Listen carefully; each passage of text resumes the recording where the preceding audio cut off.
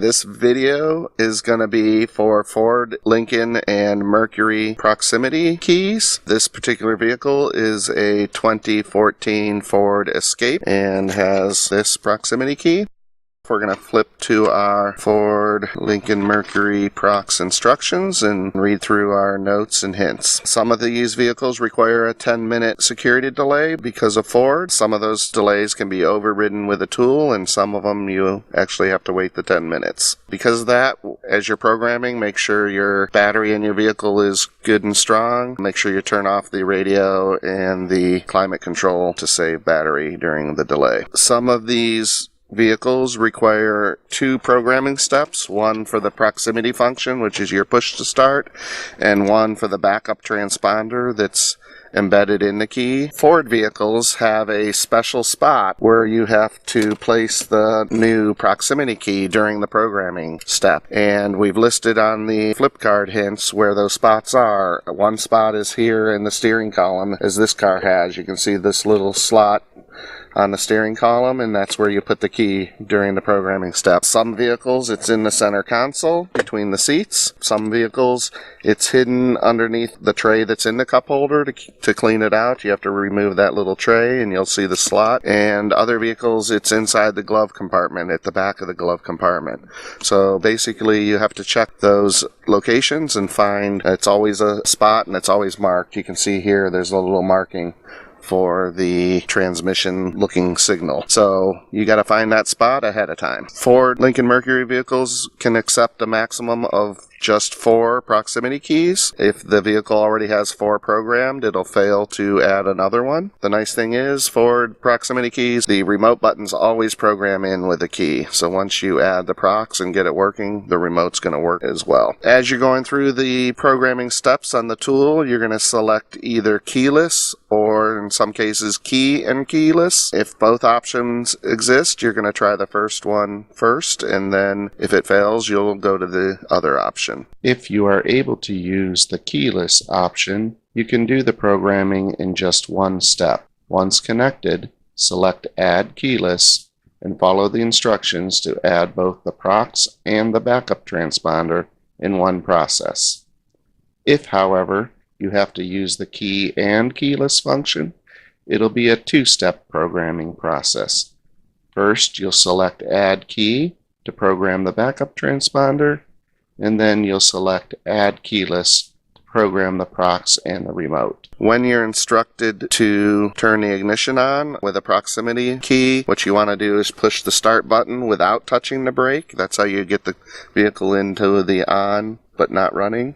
In some vehicles it's one push. Some vehicles the first push is accessory and you have to push it a second time to get it to the on where the dash fully lights up. You'll just have to try that and see whether it's one push or 2. We have found that these vehicles sometimes send the tool a failure signal even after the programming was successful.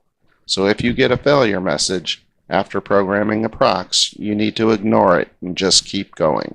Otherwise, we're going to follow the instructions that are on the tool. Alright, so next we're ready to get started. We're going to plug in the ports either under the dash, or in this case it's behind a little door that you got to open by your left knee.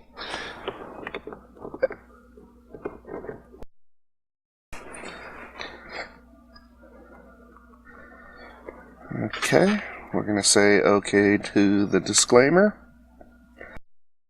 Select Key Program.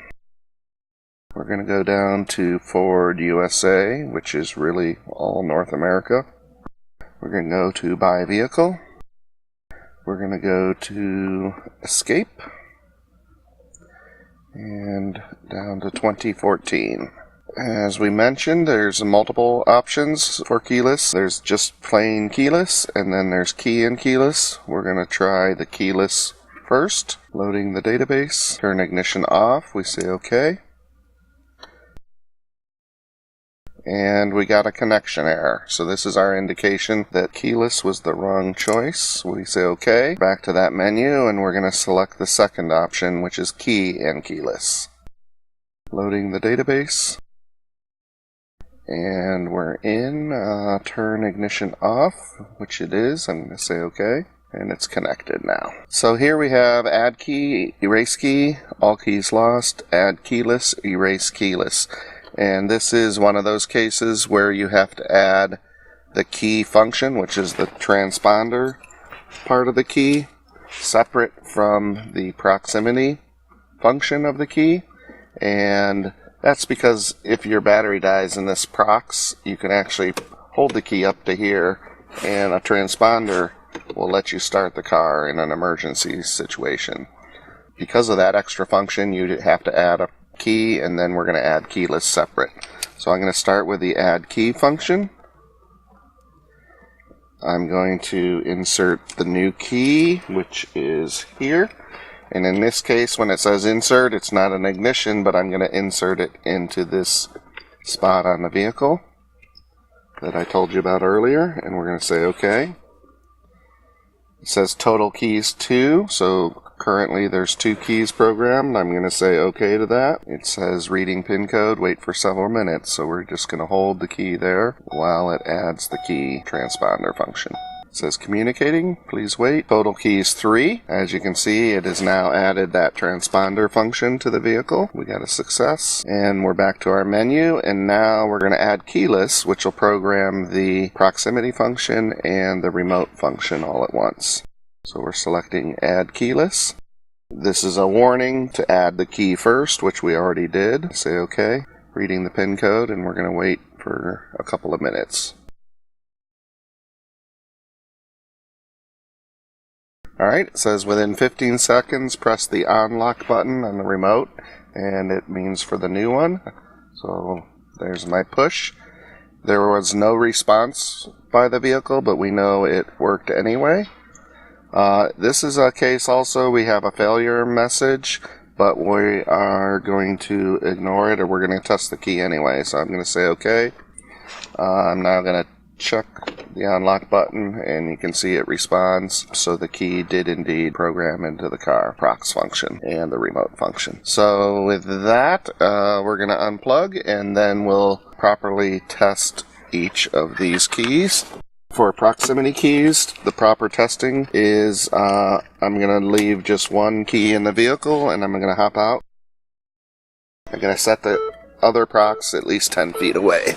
Alright, so just the new proximity key is in the vehicle, and we're going to start,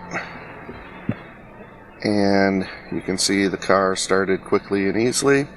We'll let it run 10 seconds.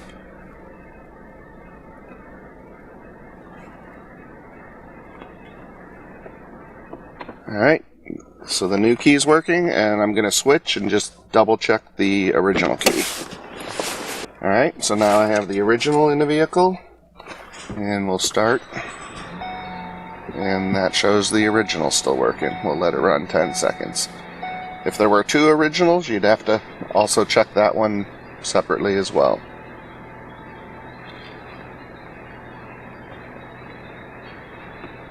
Alright, we're good to go. We're going to hop out, and we'll check the remotes from outside of the vehicle.